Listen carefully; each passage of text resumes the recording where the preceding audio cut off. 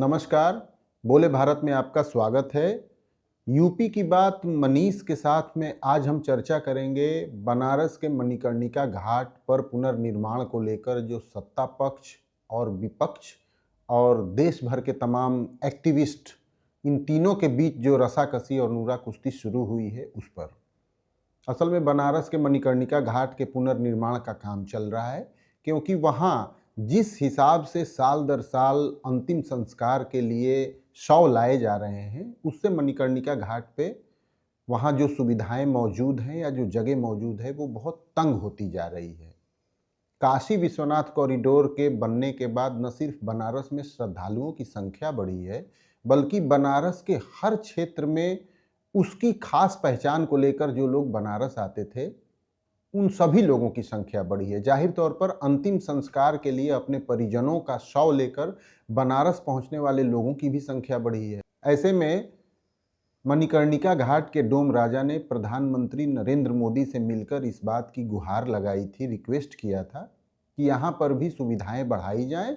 इसको लेकर 18 करोड़ रुपए की लागत से नगर निगम वहाँ पर काम करवा रहा है, जिसमें कि मणिकर्णिका घाट को विस्तार दिया जा रहा है, यानी पहले से ज़्यादा शवों के अंतिम संस्कार के लिए प्लेटफॉर्म बनाए जा रहे हैं।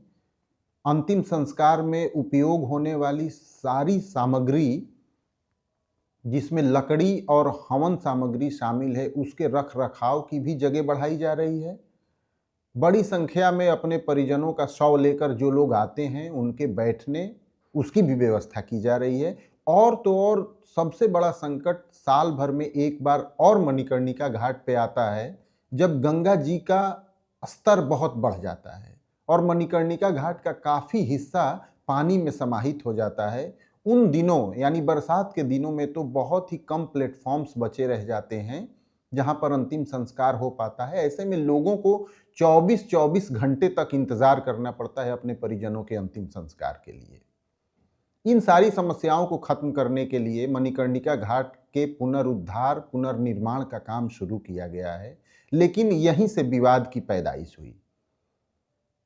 विपक्ष के तमाम नेता और तमाम सोशल एक्टिविस्ट, इन सब लोगों ने तमाम वीडियो मणिकर्णिका घाट के सोशल मीडिया पे शेयर किए, जिसमें ये दिखाया गया कि उसकी पुरातन संस्कृति, पुरानी मूर्तियों और घाट के पुराने स्वरूप को काम करने वाली एजेंसियों ने बहुत नुकसान पहुंचाया है, और उसको जोड़ा गया सीधे सीधे भाजपा सरकार से। प्रधानमंत्री नरेंद्र मोदी और मुख्यमंत्री योगी आदित्यनाथ पे सभी लोगों ने तगड़े हमले करने शुरू कर दिए हैं कि भाजपा की सरकार में इस तरीके से मंदिरों को नुकसान पहुंचाया जा रहा है। अहिल्याबाई होलकर की मूर्ति के तोड़े जाने को लेकर भी काफ़ी विवाद चल रहा है। सरकार कह रही है कि उनकी मूर्ति को कोई नुकसान नहीं पहुंचाया गया है, जबकि तमाम सोशल मीडिया पे मूर्ति के तोड़े जाने के सबूत, वीडियो सबूत दिखाकर ये बताया जा रहा है कि जिन्होंने मणिकर्णिका घाट का निर्माण 1771 में करवाया, उनकी ही मूर्ति सरकार ने तोड़वा दी। सरकार ने अपना बचाव करते हुए या अग्रेसिव रुख अपनाते हुए ये कहा कि सभी वीडियो एआई से बनाए गए हैं, और विपक्षी दल के नेता और कुछ सोशल एक्टिविस्ट फेक न्यूज फैला रहे हैं। सरकार यहीं तक नहीं रुकी, 8 प्रोमिनेंट लोगों के खिलाफ मुकदमा भी बनारस में दर्ज किया गया है, जिसमें कांग्रेस के पप्पू यादव जो सांसद हैं, इसके अलावा आम आदमी पार्टी के राज्यसभा सांसद संजय सिंह हैं, उनके खिलाफ भी मुकदमा दर्ज किया गया है, और हरियाणा कांग्रेस की जसविंदर कौर हैं, उनके खिलाफ भी मुकदमा दर्ज किया गया है। इन सब पर फेक न्यूज फैलाने और एक मंदिर के तोड़े जाने का एआई वीडियो अपने सोशल मीडिया पे शेयर किए जाने और विद्वेष फैलाने के मामले में मुकदमा दर्ज किया गया है। तो आखिर ऐसा क्यों हो रहा है? विपक्षी दल क्यों बदनाम करने की कोशिश कर रहे हैं, और सरकार के खिलाफ इस तरीके की साजिश क्यों रची जा रही है?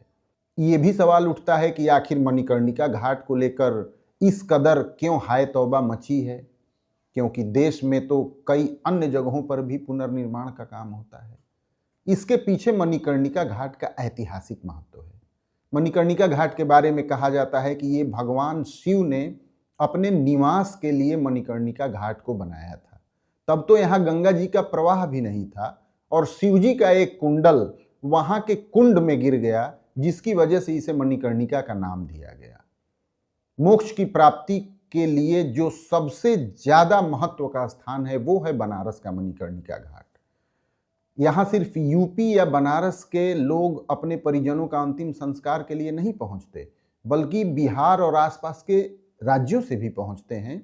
और मैं ये भी बता दूं आपको कि बनारस वो जगह है जहां कोई परिजन अपने बुजुर्ग के आदेश पर या उसकी इच्छा पर उसके जीवित रहते उसके अंतिम जीवन के अंतिम समय में बनारस आकर लेकर रहता है, जिससे कि बनारस में उसके प्राण पखेरु उड़े और मणिकर्णिका घाट पे उसे कुछ जगह अंतिम संस्कार के लिए मिल सके, जिससे उसे मोक्ष की प्राप्ति हो।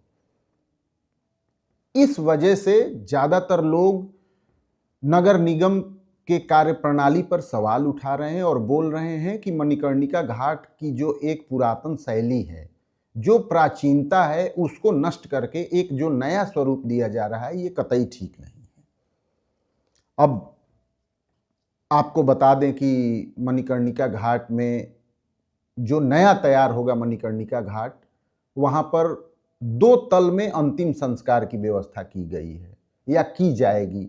पहले मंजिल पे या भूतल पर 18 प्लेटफॉर्म बनाए गए हैं और उसके ऊपर 19 प्लेटफॉर्म बनाए गए हैं।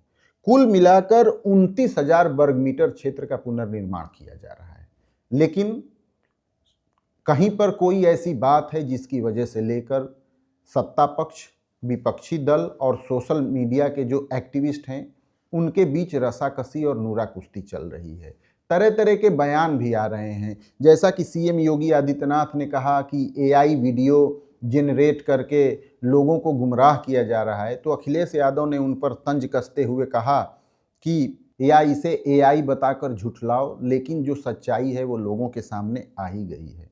पप्पू यादव पर सरकार की नाराजगी इसलिए भी है क्योंकि पप्पू यादव ने भाजपा के बड़े नेताओं, इनकी तुलना मोहम्मद गजनवी से की है और उनको बताया है कि ये सबसे बड़े हिंदू सभ्यता के दुश्मन हैं भाजपा के नेता। अब ये जरूर है कि डोम राजा ने जो मणिकर्णिका घाट की जरूरत बताई वो तो सच दिखाई दे रही है। वहां पर सुविधाओं की तंगी है, लोगों को घंटों इंतजार करना पड़ता है। बाढ़ के दिनों में, बरसात के दिनों में और भी मुश्किल बढ़ जाती है। ऐसे में जबकि बनारस में हर काम के लिए भीड़ बढ़ रही है, चाहे वो पूजा पाठ हो या मोक्ष प्राप्ति के साधन के निमित्त हो, तो ऐसे घाटों पे सुविधाओं को तो बढ़ाना ही पड़ेगा। लेकिन ये जरूर है कि इसमें बहुत ही सावधानी से निर्माण एजेंसियों को, कार्यदायी संस्थाओं को आगे बढ़ना पड़ेगा, जिससे कि किसी भी तरीके की कोई उनकी प्राचीनता को ठेस न पहुंचे। मनीष की बात, यूपी की बात मनीष के साथ में आज बस इतना ही। हम एक नए और ताज़ा एपिसोड के साथ आपके सामने फिर हाजिर होंगे। तब तक के लिए नमस्कार।